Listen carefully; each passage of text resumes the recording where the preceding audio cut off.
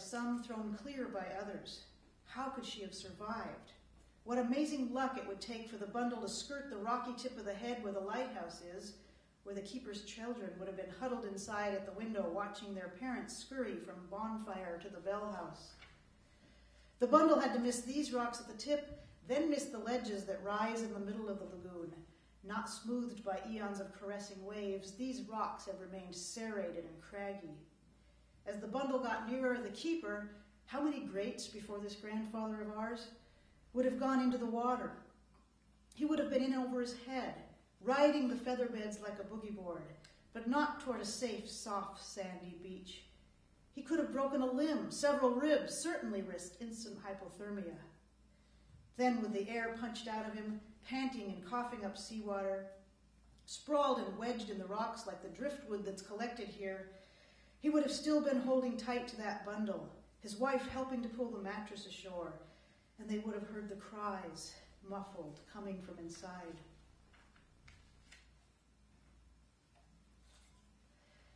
The house's roof was red shingles, but patched here and there with yellow lichens, glowing gold in the westerly sun. The light tower was not the classic round turret, but square, with a bird's nest walkway around the glass-encased lamp. The east face glass red, the western side clear. From the porch of the house, a boardwalk extended southwesterly past the light tower to a smaller structure on stilts, on the rocks, as near to the water as a structure could endure without being pounded to splinters by storms. On this side of the house, a low rock wall splatted heavily with the same yellow lichens, turning vivid firelight orange in the sunset. The house was high enough on the spit of land that only a monumental storm of the century could have built waves that could touch it. But 100 years of salt spray and wind, rain, snow, hail, and sunshine gave all the structures the sturdy, seafaring look they deserved. Tints of discoloration bled from windows in the tower. Tam had circled the lighthouse once by now, staying about 30 yards out from the house, sometimes walking on the highest rocks, sometimes on the edges of the grass. Still holding her blowing hair, still clutching the sweater closed, she stepped onto each rock to test the surface, keeping her head up, eyes bare against the cold wind, squinting toward the sun to the distant ledges of the jagged peninsula across the bay, where the shipwreck might have taken place in a March storm, with winds blasting harder than this wind, and cold more frigid than this cold, plus the blinding veil of snow. The wooden ship would have cracked like an egg. As seawater surged into and over the hull and deck, the foam and spray would start to add layers of ice to ropes, masts, the rigging where people were climbing, trying to stay out of the sea. The baby's mother had worked quickly, though, at the first signs of distress. She had a fierce maternal drive to act, had to know the ship was doomed, but had to know it soon enough to give herself time. The box was still dry at the moment she sealed her baby inside.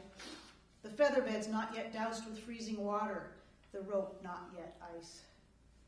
When she put the bundle overboard into the 12-foot cresting waves, she had to know all else was hopeless, or she wouldn't have done it. A storm blasting from the north would have blown waves away from the lighthouse. So it came from the southwest, and the sea reared up, surged, lunged. Not just huge rollers, each wave incessantly peaked, broke open many times before it reached shore. And not just splashing against the ledges, but exploding against rock peninsulas all around the lighthouse, like out where the ship was already being hammered to toothpicks. Seeing the bonfire and the steady beam from the lighthouse tower to the east, perhaps hearing the placid clang of the fog bell through the shrieking blizzard and screaming passengers, the mother would have known the gale winds would take the featherbed bundle across the inlet to the safety of the lighthouse keeper. It's incredible, Martha, how I haven't been able to think of anything else since I got here. My head was so stuffed with other shit the whole trip, you wouldn't believe it if I tried to explain. And now I've been transported. It's the only word I can use. The stillness here is wild, absolutely feral, yet it's serenity and peace. This is a fixed, sturdy, faithful place, a place seething with strength, yet surrounded by uncertainty, violence. I can feel her life here. I can be her. I can describe it for you.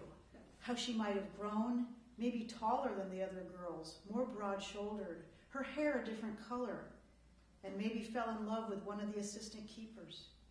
He could have been her brother, one of her adoptive brothers. A simple story, really. A baby grows to girlhood in this house on this wind-blown point and turns to her adoptive brother when the time is right. Or maybe a cousin.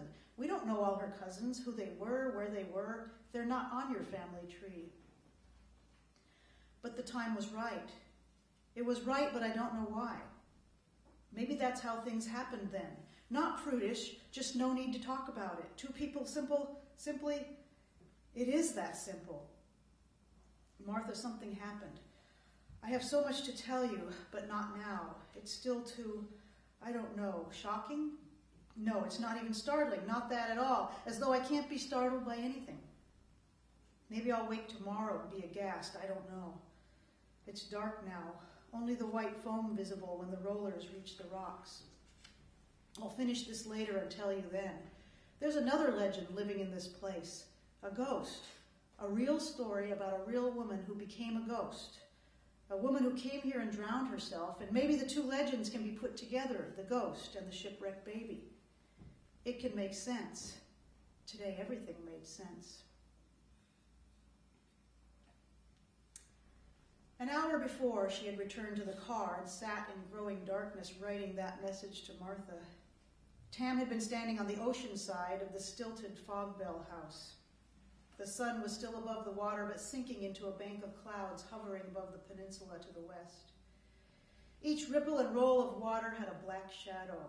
The buoy had lost its red hue. Then she'd released her hair, let it whip and sting against her face, walked back around the bell house, outside the stilts, into the shadow behind it. That's where he was, a man. He had something in one hand, which turned out to be a brown sack from a hardware store, but she didn't assume it was a weapon or anything dangerous, nor that his sudden appearance was alarming. She stood still, facing him, her sweater overlapped across her body and her arms holding it closed, and he'd said, "Are you the ghost?" "Excuse me?" "I saw you out here walking around. I thought you had to be the ghost." "A ghost?" She couldn't see his face in the shadows, but his hair was longish and wavy. Not curls, but waves, ripples, and the tips flew away from his head in every direction, thick enough to not stand upright in the wind. Suddenly he stepped toward her and put a hand on her arm. He left it there and he squeezed her muscle. "No, you're real." He didn't withdraw his hand. "So have you come out to try to see her?" "Who?" "The lady ghost. It's what she's called. You didn't come out to try to catch her?" "I've never seen her, but dusk is when she shows herself. She's supposed to be dressed up, like you. Not exactly like you." He was still holding her arm, but they were close. Now she could see his face, a rugged face, but not beat up, nothing soft, but nothing nasty, a soft gleam coming from his eyes, an expression of wonder beginning to fade, even as his hand stayed on her arm. "You thought I'm a ghost?"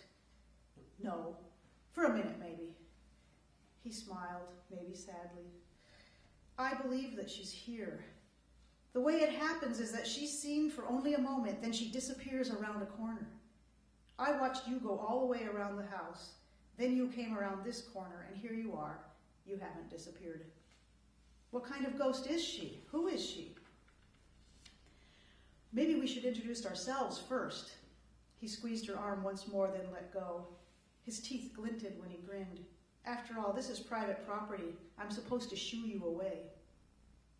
When Tam didn't say anything, he went on, "I'm Nathan Tanner, Nat to my friends. I'm a builder like everyone else who isn't a full-time lobsterman, and I'm caretaker of the lighthouse for the folks who own it. They summer here. I came out after work to set some traps." He held up the sack. "Mice, not lobster. Your turn." "I'm more of a ghost than you thought." My great-grandfather and great-great-grandfather were keepers here, over 50 years between them. I've come back to, oh,